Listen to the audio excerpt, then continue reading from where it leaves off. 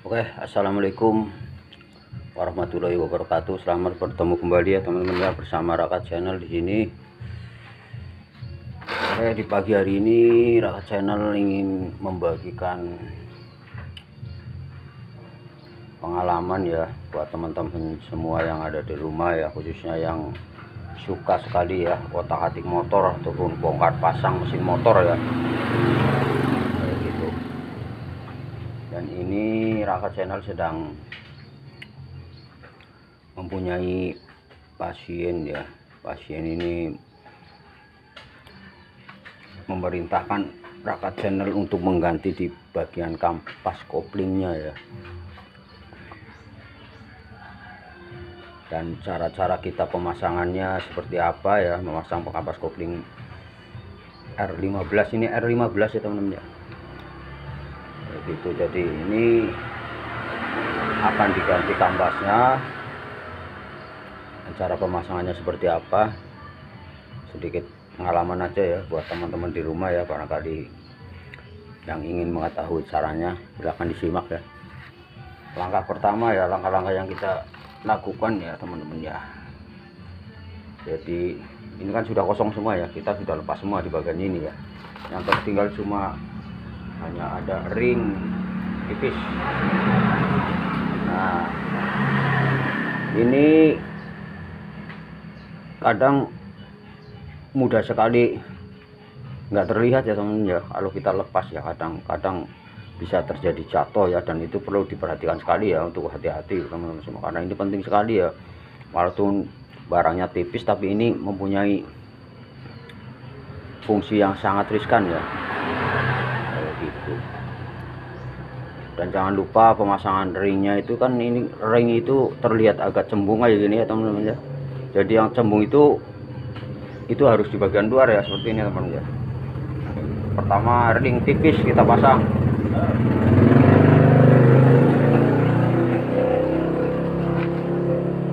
Setelah ring tipis itu kita pasang, lalu nah ini yang kadang kita menyepelekan hal yang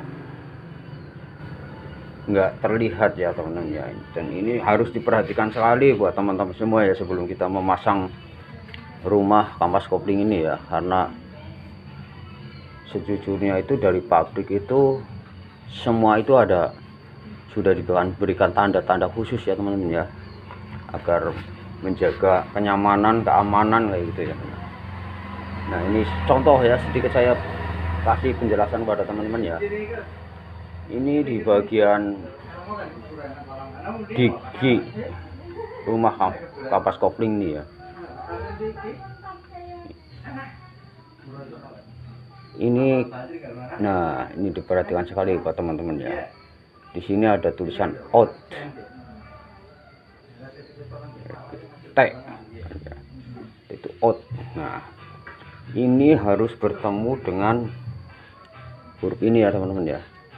Nah ini ada A nih, tuh di sini juga ada huruf ya, di sini ada huruf T, dan ini harus bertemu seperti ini ya teman-teman ya, misalkan ya. Nah harus sejajar ya, lurus dengan T bertemu dengan A gitu.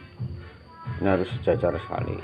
Dan caranya ini kan posisinya nanti di dalam ya, dan di dalam ini nanti kita pemasangannya kan nggak begitu jelas ya, nggak bisa memperhatikan sudah tepat atau belum ya. Jadi cara yang sederhana, simple itu kita berikan tanda aja ya teman-teman ya.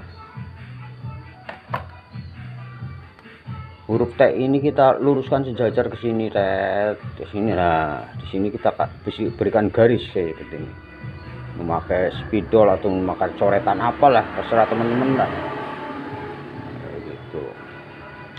Agar nanti kita memasang ke sana, kita bisa mensejajarkan hurufnya ya, seperti ini ya. Usahakan sejajar gitu. Kenapa harus seperti ini? Karena kalau kita pemasangannya itu meleset, kadang itu bisa terjadi suara nangis pada sepeda motor ya teman-teman. Contoh seperti motor-motor grand itu kan kadang ada yang bunyi kayak gitu loh. Kalau dilepas gas ataupun ditarik gas itu kan dia bunyi kayak gitu. Nah itu menjaga seperti itu ya teman-teman, agar tidak terjadi jerit pada suara mesin, suara menangis ya. Oke, seperti itu, perhatikan ya teman-teman.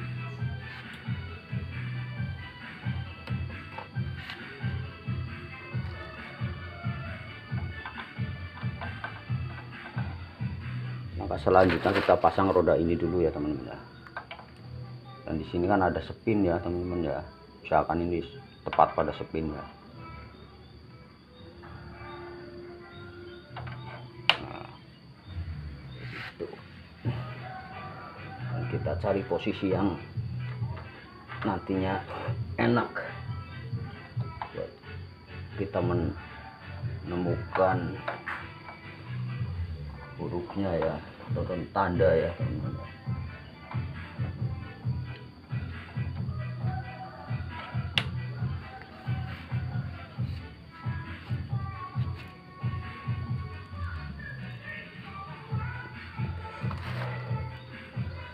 Selanjutnya kita sudah tadi berikan tanda goresan ya pada rumah kampas kopling.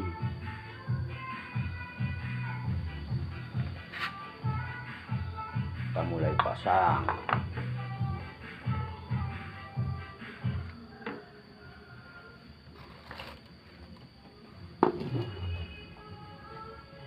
Kita pasang ini dulu ya teman-teman ya, biar nanti enggak susah kita untuk mengencangkan bautnya ya.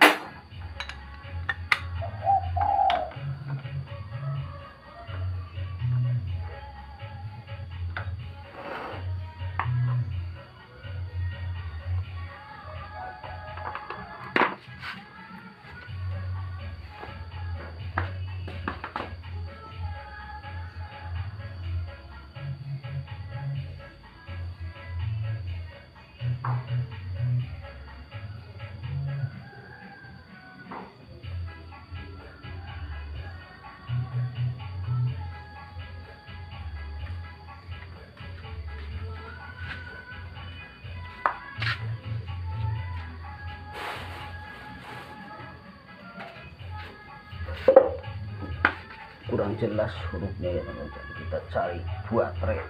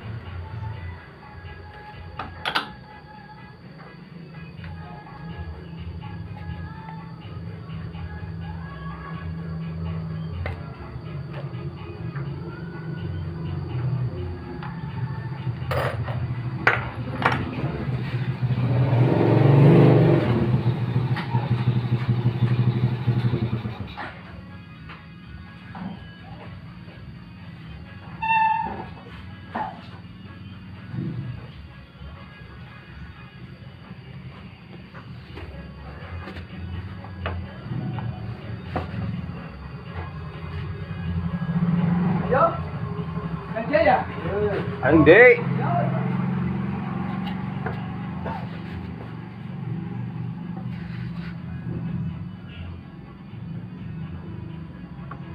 Aku golek sile gue tak sile mandan rusak. Copot itu tadi. Sila Bang. Mau tahu kohonan.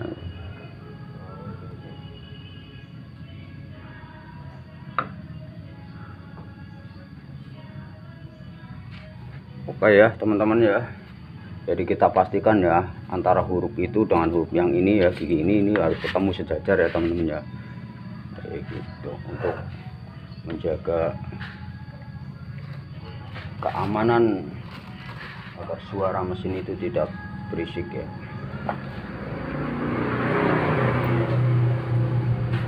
Selanjutnya kita pasang ini ya, ring yang tebal ya di bagian dalam rumah kampas kopling. Kita masukkan. Nah, dan ini usahakan ya pada saat masuk nanti ya teman, itu enggak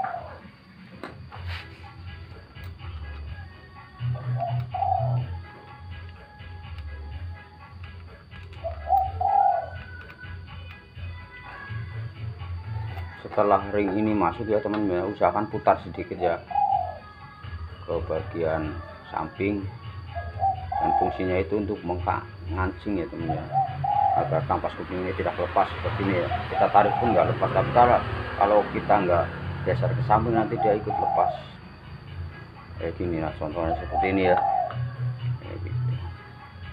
Jadi usahakan masuk, lalu kita geser. Kita cari huruf lagi ya teman-teman, harus kita sejajarkan dulu ya.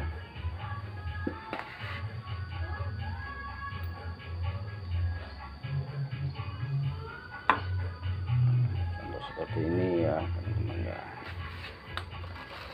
Dan selanjutnya kita mulai pasang kampas koplingnya ya.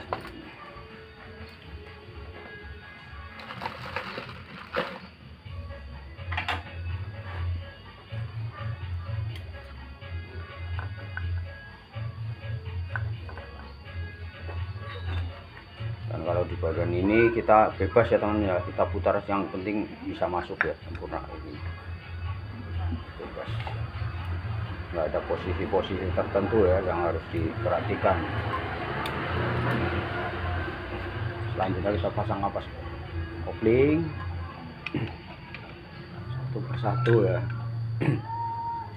Dan di celah-celah kampas kopling itu kan ada plat kopling namanya teman-teman ya. Nah ini juga harus diperhatikan oleh teman-teman.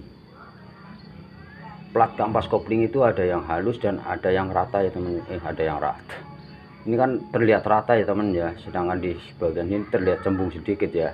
Dan yang cembung ini posisinya ada di bagian dalam ya. Sedangkan yang rata ini yang terlihat rata sekali halus ya. Ini di bagian luar seperti ini contohnya. Gitu. Dan itu untuk keseluruhan plat-platnya seperti itu ya pemasangannya ya. Perlu diperhatikan buat teman-teman ya. Seperti ini ya. Sama seperti yang awal ya. Terus kita pasangkan.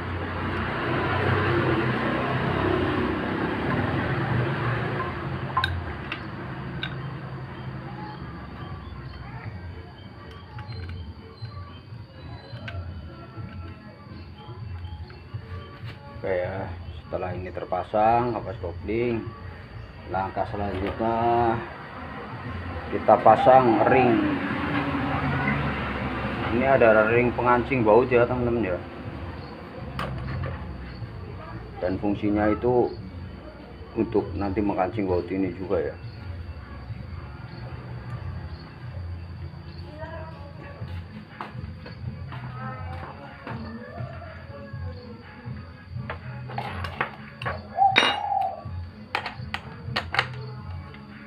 Jangan lupa kita kencangkan dulu bautnya ya, seperti ini ya.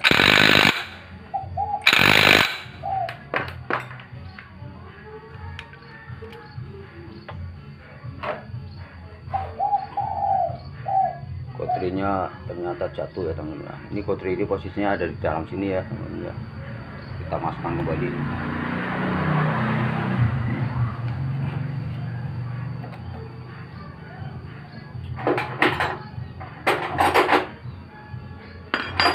Jangan lupa ya, pengancingnya ini kita kembalikan kembali ya seperti sebelumnya ya, karena ini fungsinya untuk mengunci bautnya agar tidak berputar ya. Pada saat nanti semuanya terjadi pengendoran itu dia nggak akan lepas.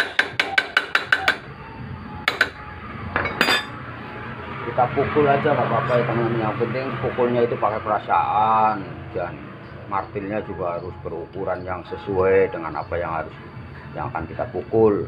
Jangan kita pakai bodem, kalau pakai bodem ya nanti mental semua sama mesinnya. Ini sudah terpasang semua ya di bagian sini ya, kita tinggal pasang di bagian penutup. Ini udah langkah finishing ya.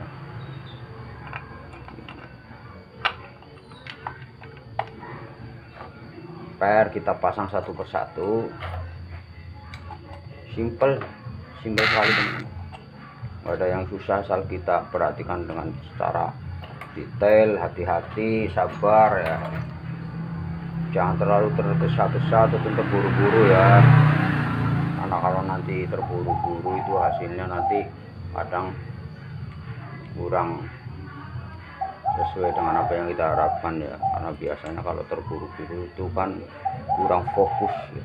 Kadang ada yang tertinggal, kadang ada yang lupa kayak gitu. Santai aja tapi pastikan pasti. Nah, secara berurutan ya.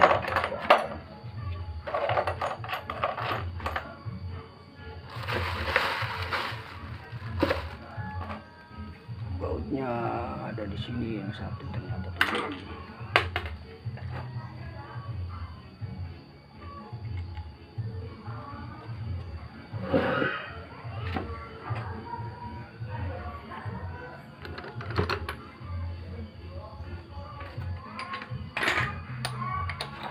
Kita kencangkan ya.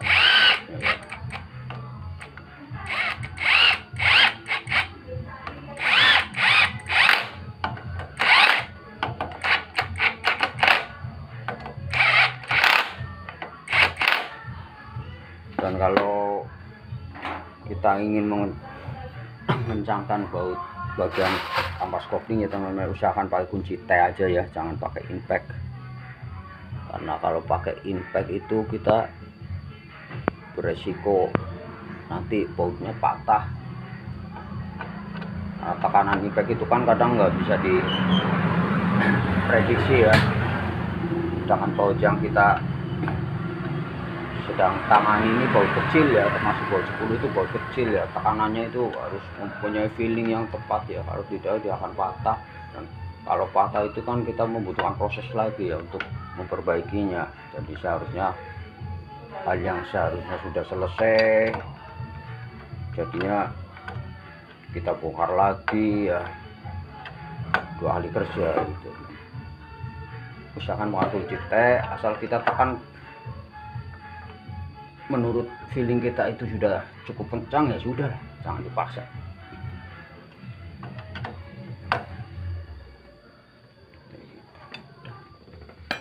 Cukup seperti ini aja ya teman-teman, dan ini sudah selesai ya, sudah finishing. Baut ini kita tadi sudah kencangkan ya sih, sudah. Yang penting ya itu seperti tadi yang saya jelaskan teman-teman, kita harus teliti, sabar, jangan terburu-buru oleh keadaan apapun ya, karena ini urusannya mesin itu perlu kehati-hatian ya. Dan selanjutnya nanti kita bersihkan dari luar aja ya, pakai kuas, siram bensin, terserah teman-teman lah mau dipakai apa ya cara membersihkannya. Kalau saya sih anaknya bensin, tapi kalau orang kaya biasanya sih pakai karbu cleaner gitu. Bensin aja sudah begini. Setelah kita siram bensin, insya Allah kan kotoran sudah turun semua ya, turun, kita tinggal semprot nanti pakai kompresor. Udah selesai teman-teman ya, kita tinggal pasang tutupnya. Oke, untuk sementara itu dulu deh teman-teman ya. Insya Allah kita bertemu lagi besok ya, pada hari-hari biasanya ya. Apapun nanti tentang perbaikan sepeda motor akan saya kasih pengetahuan buat teman-teman semua di rumah. Oke, sementara itu dulu ya, jangan lupa ya teman-teman ya, jaga kesehatan, karena kesehatan itu adalah nomor 1. Oke, assalamualaikum warahmatullahi wabarakatuh.